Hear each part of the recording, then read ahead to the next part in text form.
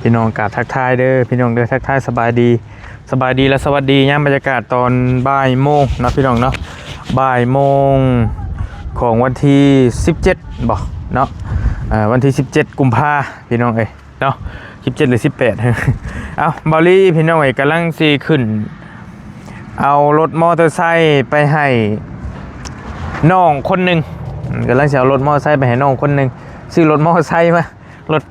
มือใหม่ป้ายแดงเลยนะพี่น้องรถคันใหม่ไปซื้ออยู่ในห้างแต่ว่าตอนซื้อหันบอลลี่บ่ได้ถ่ายเพราะว่าบ่มีไผจับกล้องให้ ก็เลยบ่ได้ถ่ายพี่น้องเอ้ยก็เลยสิมาถ่ายอยู่พี่แล้วก็สิให้พี่ให้น้องรุ่นไปนำกันว่ารถคันนี้สิเป็นของไผเนาะพี่น้องเนาะบอลลี่มาแวะหาน้องสายฟ้าก่อนพอดีทางบอลลี่สิขึ้นไปมอบรถให้แหละแต่ว่าสิมาแวะหาน้องเพิ่นก่อนทางน้องบี้เพิ่นโทรหาว่าเพิ่นสิเฮ็ดห้องครัวให้ว่าซั่นเนาะเฮ็ดห้องครัวให้ทางน้องสายฟ้าเพิ่นนั่นแหละเพิ่นก็โทรปรึกษาว่าสิเฮ็ดแนวใดสิเฮ็ดหม่องใดอ้ายจังใดก็เลยมาแวะเบิ่งน้ำเพิ่นก่อนจังหน่อยก่อนเนาะแล้วก็สิเอารถคันนี้ไปมอบให้ผู้โชคดีย้ำว่าบ่แม่นของน้องสายฟ้าเด้อพี่น้องเด้อบ่แม่นของน้องสายฟ้าของน้องบุญทวีบ่แม่นแต่ว่าเป็นของน้องอีกคนนึงเลยพี่น้องไปรุ่นน้ำกันบอลลี่กับแบบเพิ่นส่งเงินมาให้แบบกระชัดรัดเลียดกับลูกเผาไปซื้อไปให้เลยเนาะยันมันบ่ให้มันเสียเวลาแหละซื้อไปสิเผาซื้อไปมอบให้น้องเพิ่นแต่ช่วงแรงๆที่เฉลยว่าสิเป็นของไผแต่นี่จะมาหาน้องสายฟ้าก่อนว่าเป็นอะไรห้องครัวเพิ่นมาเบิ่งก่อนนะพี่น้องเนาะโดยเฮ้ยรถใหม่เอาบ่เอาบ่เอาเลยดิเอาไม้มาเอาบ่มันเก่าเลยได้ติคู่เลยครับนี่กะสบายดีเด้อให้กำลังมาแต่น้องน้อยบ่โดยให้กินนี่น้องเอ้ยอยู่คุณกุ้งเนาะยังบอกบ่ได้ต้องรุ่นก่อนเอาบ่ฮามฮะเอาบ่รถจักรเอาไปเฮ็ดหยังกล้าว่าเอาไปเฮ็ดหยังอีกเด้เอาหรือเปล่าเอาไปเฮ็ดหยังทำคืนทำได้เอาไปเฮ็ดหยังเอาไปยิงไปขี้เฮ้ยเอาจอดไว้แล้วก็ไปยิงพดน้ำมันแล้วก็นอนยิงบัดนี้เว็บร้อยบ่แม่นโตแต่ว่าเป็นของมาเลได้เนาะมันเป็นของมาเลแต่ราคาก็19,000แม่19,000 บาทนี่เด้อพี่น้องเด้อกับบอลลี่ก็คิดว่ามันเหมาะสมคันเฮาสิซื้อช่วยเรือนะประมาณนี้ถือว่าเหมาะสมสุดแล้วมันบ่แพงปานใดแต่ว่ามันเป็นการล่อนิ้วเนี่ยบ้านเฮาเอิ้นซีลวดหรือว่าฝั่งไทยโดยโอเคไปแล้วเนี่ยคู่เป็นล่อซีลวดบอกเขาได้แล้วบ่แม่นล่อแม็กนะพี่น้องบ่แม่นล่อแม็กบอลลี่บอกเขาเถอะคู่เลยอันนี้นะได้บอกว่าได้เอาผู้ที่จะคู่วันนี้รถไฟเพิ่นว่างามบ่สมมุติว่าคันอ้ายซื้อมาให้เจ้าสีนี่งามบ่แต่ว่าเจ้ายังน้อยโพดหั่นมันบ่อยากให้ขี่แต่ว่าผู้อ้ายพุ่นอยากได้ผู้บุญทวีหั่นอยากได้ขี่ไปหั่นเป็นเอาขึ้นบ้ายขึ้นแล้ววันนี้เหมาะสมที่สุดพี่น้อง 19,000 บาทได้พี่น้องเด้อบ่ฮอด 20,000 ขาดไป 1,000 แหละคือไอ้เตียงซื้อไปให้น้องลี่หั่นมัน 23,000 บาทต่างกันอยู่ 4,000 บาทแต่ว่าตอนนั้นสิได้ล้อแม็กแต่ว่าตัวนั้นสิเป็นเวฟ110ตัวนี้สิเป็นเวฟ100เด้อพี่น้องเด้อก็คุณภาพก็รถน้ำเข้าแต่มาเลคือกันหั่นแหละเนาะสิประมาณนี้พี่น้องเอ้ยแต่ว่ายังบ่บอกว่าเป็นของไผไปเบิ่งก่อนเป็นได้ของครัวเจ้าห้องครัวอะไรเอาบ่อันนี้ฮะเบิ่งเอายังกินขนมมีบ่ขนมกินอียกไปคุณยายจะดีผักมาให้คุณยายจะดีผักมาให้บ่เอาก็ย่าสักคันนี้แหละเอาไปกินเอาไปเดี๋ยวพี่มาพี่เอาพังพี่จะรถจักรบ่เอาก็ย่ารถจักรเนาะใหญ่กว่าจังเอาเนาะบ่เอาเจียวให้มันคือใครบ่ได้เราไปเล่นดีกันจะออกไกลๆก่อนมันสิหนีบมือเฮ็ดแล้วของครัว แม่บอกยังบอกว่าไงสิเงินให้ ไม่ยัง เอาน้ำข้าวบ่ เอาอยู่ เอา จะได้ เฮ็ดของครัวบ่ฮาม ได้ น้องคนมาเฮ็ดของครัว ก็เสร็จแต่ยังไม่ทันได้เห็ดจะได้ ยังบ่ทันได้เฮ็ดซ้ำค่ายังคือบ่ทันเฮ็ด เขาไปถ่าได้ ไปย่างไปนํกันได้ปะสิไปนะ บอกแก้วมากับเจ้า บอกแก้วมานํกันนี่แล้วกับอ้ายสิไปนํกัน จะไปใส่ จะไปมอบรถจักรนี่แล้ว ไปใกล้สิจัวมาได้จัวนี่ เอาบ่เอาเลือกเอาโอเคเอาเบิ่งของครัวเพิ่นกันทอดใช้เลย ยังไม่ได้ยังเลยนะเอาเสามาเลย ฮะ เอาเสามาเลย เฮ็ดหมองได้หมองแล้วบ่ เด้หมดเขาได้ดีหนังกูเลย ไอ้สิเป็นคนเฮ็ดน่ะ อีจับบอกแก้วเขาว่าน้องเห็ดพวกเขา บายดีแล้วบ่แก้วเด้อ สบายดี เอาบ่ให้อันหนึง กาแฟเนาะ บ่ให้เบ่ซอกินก่อนลูกกินก่อนมินหยังวะได้กินหยังวะลุกขึ้นมาพี่ได้ทีแล้วมาพี่ย่างมาพี่ เด้อ ได้ทีเฮ็ดหม่องใดของครัว เด้อบอกอย่างเลย โอเคถูกต้องแล้วตะกี้น้องเพิ่นว่าจะเฮ็ดอยู่พุ่นแต่บริส่งบอกว่ามันใกล้เฮือนโพดเป็นเฮ็ดของครัวชั่วข้าวสินะพี่น้องเอ้ยก็เลยว่าให้ยับมาเฮ็ดอยู่พี่ถูกต้องแล้วยับมาเฮ็ดอยู่ทางหลังพี่เลยมันสิบ่ควันใส่ห้องน้ำแล้วก็บ่ควันใส่เฮือนตะกี้เพิ่นน้องเพิ่นว่าจะเฮ็ดอยู่หั่นก็ยันว่ามันบ่เหมาะปานใดเนาะก็เลยให้มาเฮ็ดอยู่พี่ถูกแล้วระหว่างนี้ให้เอาดินมาคูนขึ้นแล้วจังว่ากันอันนี้บ่อเสามันหาม เลย เด้อ ได้เสา4 อัน มันพี่ว่าเราชิเมื่อเราเมื่อกี้นี่ แล้วกำลังสิเมื่อเสาไม้ครับอยู่เสาไม้แล้วก็ไม้48เฮ็ดอยู่ระหว่างนี้ถูกต้องแล้วเฮ็ดอยู่ระหว่างนี้หรือระหว่างนี้ก็ได้ใกล้ๆนี่แต่บ่จะให้มันใกล้เฮือนนะความหมายว่ามันสิควันพี่น้องมันสิควันและมันสิเฮ็ดให้ถึกสีถึกอันนี้นำบ่ได้มันสิดำไปเบิดเนาะกันอยู่แถวระหว่างนี้เหมาะเบิดแต่หิมนี่แหละไกลๆเฮือนในจักหน่อยก็เขาท่าอยู่กินข้าวกินน้ำได้ลูก กินเหล้า ได้ยังกิน นะ ฮะ เอาปิ้งปลาดุก ปิ้งปลาดุก เด้อ มื้อได้อ้ายมา โอ้โห อันโทรหากันอยู่ติ โทษอยู่ โทรอันใด นี่คือเพิ่นแม่นอนอยู่เพื่อนภาษา มื้อคืนนี่ได้ ว่ามันลูก โอเคเป็นยังไงเรามื้อนอนคือมื้อแรงได้ซั่นน่ะ ฮะ มื้อแรงเด้ บุ บ่ฮู้ติเพิ่นบอกมื้อใดเพิ่นสิมาอ้ายเจ้า ยังไม่ทันบอกเขา โอเคพี่น้อยก็พออยู่ติอยู่ผู้เดียวก็ได้ เลย อันบ่แก้วหานี่กินแล้วหรือบ่กาแฟ ไอ้มาเบิ่งน้ำมันจะหน่อยสิไปปะอะไรยังมันคำยังพันกินวะสิลงมือมื้อใดน้องบิสวัสดีเด้อ สบายดีไง กินบ่ ฮะขอบใจ ประมาณวันศุกร์ไอ้เพราะว่าเขาอันนั้นมืออื่นบ่ได้อยู่นะ ประมาณ มีเพลนที่ไป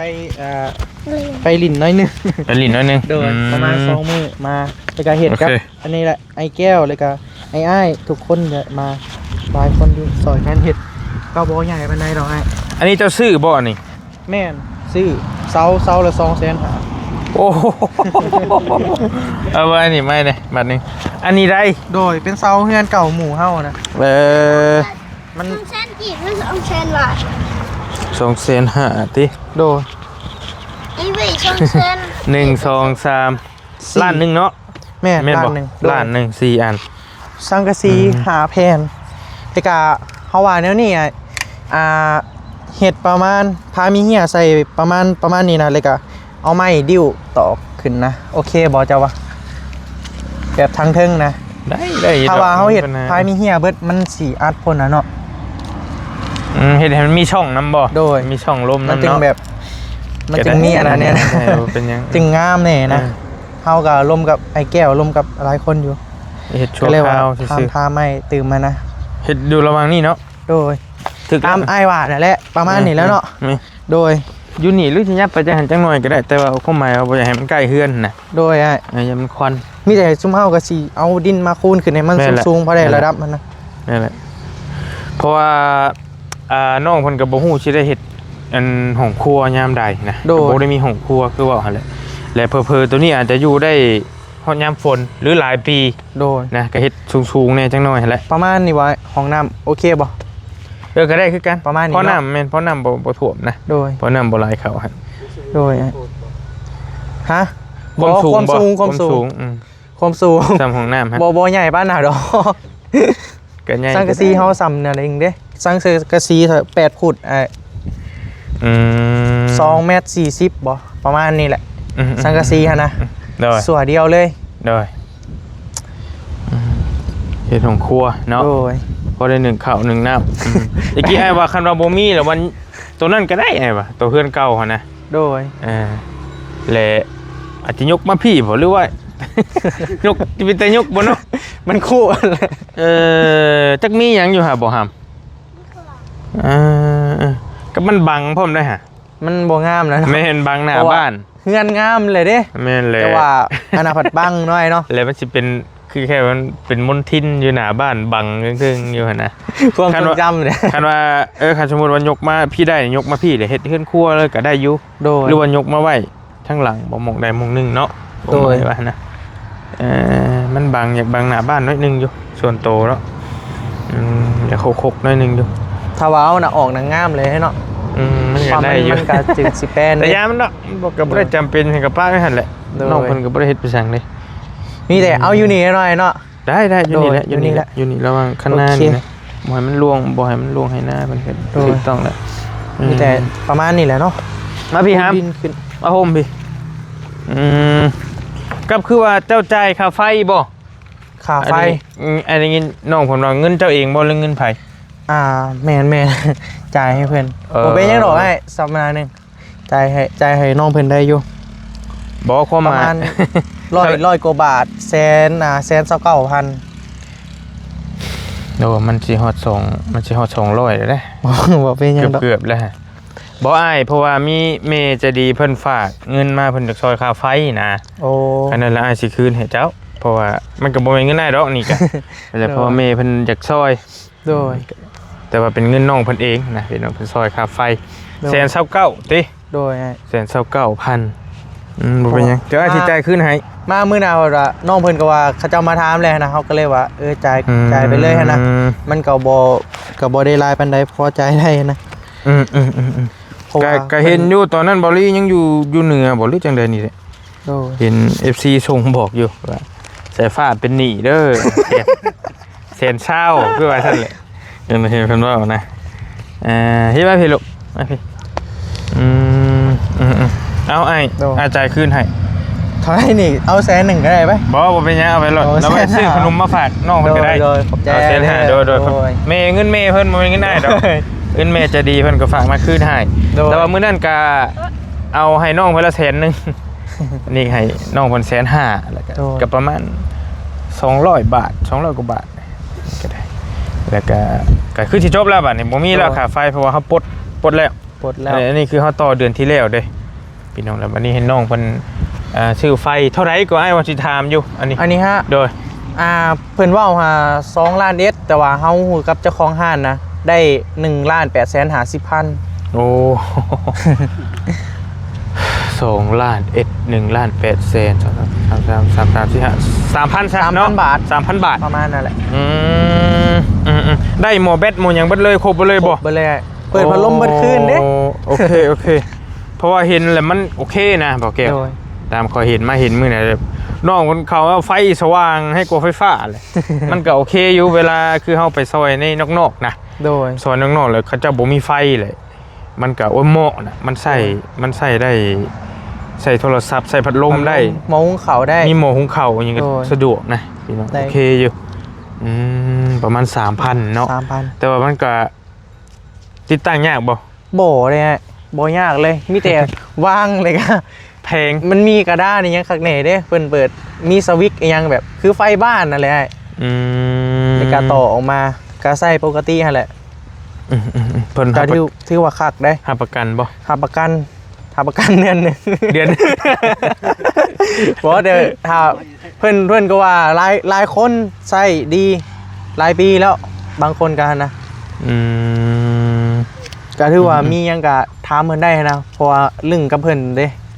โอเค โดย ถามว่าเป็นแนวทางนะเพราะว่าสิได้เพื่อได้ไปซอยเคสอื่นๆพี่น้องมันก็โอเคน่ะ แม่ ตามเบาลีเบิ่งมันเปิดพัดลมได้ใส่หม้อหุงข้าวหม้อต้มน้ำร้อนอีหยังน่าจะได้เบิดเบิ่งทรงนะเป็นเพลงเดี๋ยวจังหน่อยสิเข้าไปเบิ่งแล้วสิไปปะ โดยไปทางไหน เอามอไซค์ไปให้เขาเจ้า โอ้ ค กา รับ แฟ บอกมาเถิน เป็นของเพิ่นว่า เพิ่นก็บ่ได้ว่าแต่เพิ่นอยากฮู้ว่าข เพิ่ อนง อยาก ไผ พูดว่าของไผ ให้ทายไว้ให้ทายไว้ โอ้จะต้องบอก ทายถึงไห้เลยนี่ ทายถือให้แสนนึง บอกเขา ไปน้องก็ได้ไปทายถือให้แสนนึงทายถือให้แสนนึง เฮ้ยสกิดก็หยอก เอาลองทายเบิ่งลองทายเบิ่ง เฮาว่าน้องใจดี น้องใจดี โดย โอเคเจ้าว่าของใคร ไผเนาะ บ่สร้างไปจัก โอ้ยขอสั่งยังอยู่พลาน บอกกระทะกระใช้บริวารสิไปพลานเลยยังบ่ทันเว้า ยังบ่ทันว่าวะ ยังบ่ทันว่า แล้ว ยังบ่ทันว่าเป็นรถใหม่ๆเลยวะ ไม่ซื้อมา โอ้ เลยอยู่ดึกมอเตอร์อย่างนี้นี่ ใหม่ๆเลย อาสิไปใช้ได้มื้อ โอ้ยถามแล้วก็พูดแล้วเนาะ เจ้ามาซะของเจ้าบ่ ของโอ้ยใส่ผ้ายังขี่บ่เป็นดิใส่ ยัง ผ้า บ่ทันยังให้แล้วอันนี้ บอกมาเถินเจ้าร ถที่เป็นยุกล้อเลยวะ ผู้นี้ฮู้อยู่บอกแล้วบอกแล้ว โอ้ยถามเอาแก้วก่อนก็ดีเลยเด้นะได้แสนห ข นึ่ องน้องน้อยบ่ของน้องน้อยบ่ อยากได้ น้อยนี่ แต่ว่ามันแต่คุณภาพข่อยก็ยังบ่ฮู้นี่บ่เคยใช้ตัวนี้เฮาเคยใช้แต่เว็บ110นั่นน่ะ ขึ้นกับคนรักษาอีหยังก็ จังว่า ได้ โดยแต่ว่าราคามันก็พอฟังหั่นนะมัน10,000กว่าบาท 19,000 19,000ไว้ แม่น แต่ 19,000 แจ้ใหญ่ป่ะ ใหญ่บอกว่ากินใหญ่ๆเลยเนาะ2 ดอก2 ดอกแหละ 19,000 แต่ว่ามันเป็นของมาเลเด้โอ้ยของไทยแต่ก็ได้อยู่ดอก4-5 ปียังต่ำนะ โดย คันบ่กลัวได้เนาะ โอ้กลัวแล้ว เป็น ขึ้นกับ 10 ปี คนรักษาคือว่าหั่นเนาะบางคนคันเที่ยวขี่ไปบุไปยังก็คือใส่ผ้าเดือนแม่นโอ้บ่ไหว เก่าใส่ได้ แม่ คันดาขี่รักษามันก็หน่อยไม่ต้นได้หยังก็ โดย ได้ไหมขอจับก็ได้ได้ปะ เดี๋ยวมีธุระป้าเขามาเบิ่งไฟหน่อยนึงเลยสิไปป้าละให้น้องบี้มาพามาเบิ่งไฟหน่อยนึง โดย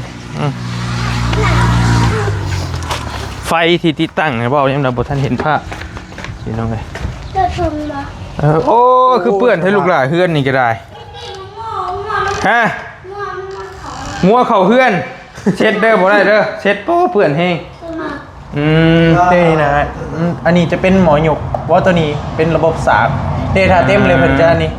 จะเต็มเลยก็ตัดอัตโนมัติเลย มันคือยังบ่เต็ม อันนี้มันเฮาติดมาติดใช่ไหมบ่มันมีมากระดาษ มีแบบนี้เลยฮะ มันมาแบบนี้เลย โดยมีหมอไฟแล้วก็มีสุดนี่แล้วก็มีแฟงมีดอกไผ่มีปลั๊กไผ่เป็นแถมให้แบบครบเลยนะพร้อมใช้งานเลยนะ แล้วก็มาพ่วงใช้ตัวนี้เนาะ โดยเวลาเราสิเปิดเท่ากับเปิดตัวนี้เปิดไส้นะตัวนี้จะเป็นหมอหยุกไอ้ โดยมันมีต่อปลั๊กไฟปลั๊กอย่างได้เลยนะพี่น้องอุ้ย นี่เปิดอยู่นี่เปิดอยู่นี่ ตัวนี้ เปิดด้วยครับ นี่ โอเค เลย เอาลองเปิดพัดลมไป ได้ เพื่อเป็นแนวทางเพื่อได้ไปซอยเจ้ายังไม่ ถึกชายอยู่อ่ะ แต่ฮะ เอา แน่น คือ บ่ บ่เป็น เฮ้ย พัดลมคือบ่ได้ใช่ป่ะเจ้าเปิดอยู่อ่ะ เปิดยุ่งเหมือนเดิม เป็นน้ำปลั๊กไฟบ่ บอกใคร เด้อเป็นน้ำหูมัน เป็นน้ำหูมันหูบ่เนี่ย มันกายแห้งปกติอะไรเด้ รุ่นใช้กานี่ได้แล้วก็ใช้หมอหุงข้าวได้ โดย โอเคนะแต่มันก็ขึ้นอยู่กับแดดดิ้งเนาะ แม่แน่แต่ว่ากระเต็มไว้อยู่เลยเด็กคือแบบนี้กระเต็มแล้ว แต่มันมาเก็บแบตอยู่พี่เนาะ แม่นเก็บแบตอยู่นี่ โอเคแบตกับลูกใหญ่นี่ โดย ได้เรื่องอยู่ แล้วคือจะแจ้ง มันขึ้นจนเจ๊ง จะเปิดหน้า อ๋อ ได้เรื่องอยู่ 3,000 บาทพี่น้องเลยเนาะ โดย หรือว่า 3,000 ปลายๆนี่แหละถ้าคนบ่ฮู้จักน้องคนน่ะเพิ่นฮู้จักกับเจ้าของห้างแล้วเพิ่นรุดให้ โดย นะประมาณนี้เห็นไหม ถ้าว่ามีแบบระบบแบบสอดอย่างตัวนี้ก็จะตัดแบบเป็นฟิวตัดเลยนะ โอ้ตัดไฟให้เลย ตัดเลย โอ้ แบบสมมุติแบบมีแบบสอดอย่างนะ โอเค จะตัดแบบอัตโนมัติเลยนะฟิวตัวนี้สิคาดนี่